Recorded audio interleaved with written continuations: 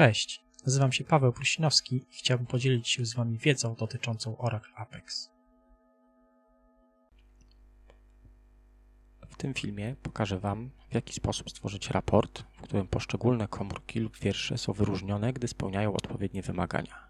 Opcja ta jest łatwo dostępna w raporcie interaktywnym, natomiast my wykorzystamy standardowy raport i dokonamy zmian w jego szablonie. Zaczynamy. Zacznijmy od utworzenia pustej strony. Nadajemy jej numer 6 oraz nazwę Highlights.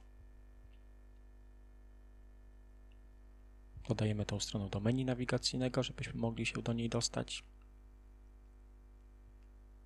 Do tej strony dodajemy region ze standardowym raportem. Zmieniamy mu nazwę. Do raportu wykorzystamy kolumny ID, Date From, Date To,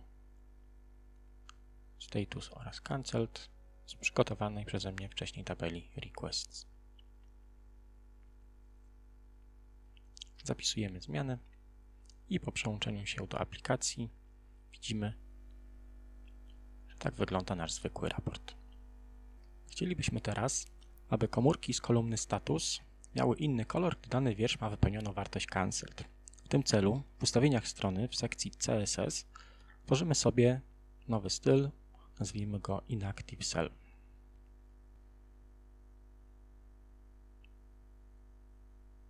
Wyróżnienie komórki będzie polegało na zmianie koloru tekstu.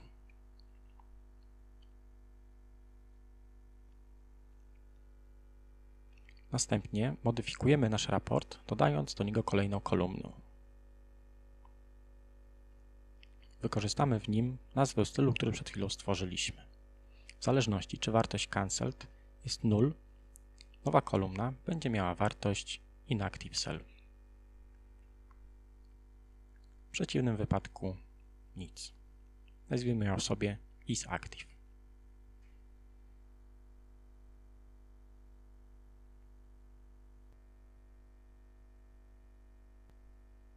We właściwościach kolumny ustawiamy jej typ na Hidden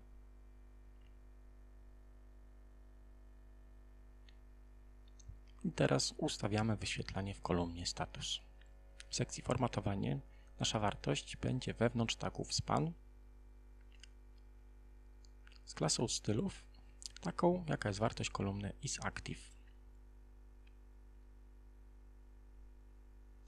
Wyświetlać będziemy wartość kolumny Status. Zapisujemy zmiany i po odświeżeniu strony widzimy, że komórki w pożądanych przez nas wierszach są wyróżnione. Co w przypadku, gdybyśmy chcieli wyróżnić cały wiersz? Moglibyśmy w ten sam sposób uzupełnić wszystkie kolumny. Przedstawię Wam inne rozwiązanie. Modyfikację szablonu raportu. Przechodzimy do Shared Components i klikamy Templates. Wyszukujemy szablon standardowego regionu i tworzymy sobie jego kopię. Jako nazwę wpiszmy Standard Cancelled.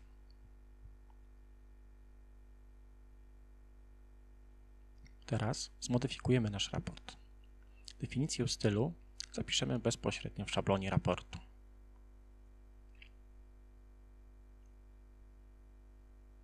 Aby styl miał zasięg tylko do tego raportu, definiujemy sobie selektor, wykorzystując wygenerowany ID raportu oraz klasę InActiveRow. Tym razem wyróżnienie będzie polegało na przekreśleniu naszego tekstu.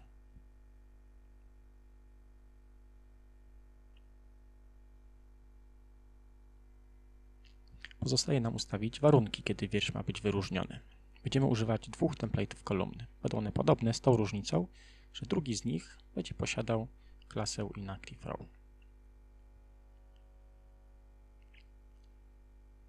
Pierwszy będziemy wykorzystywać wtedy, gdy kolumna Cancelled jest null.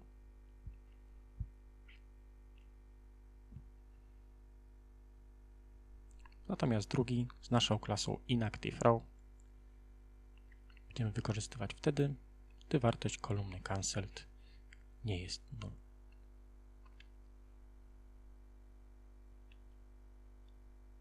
Zapisujemy sobie zmiany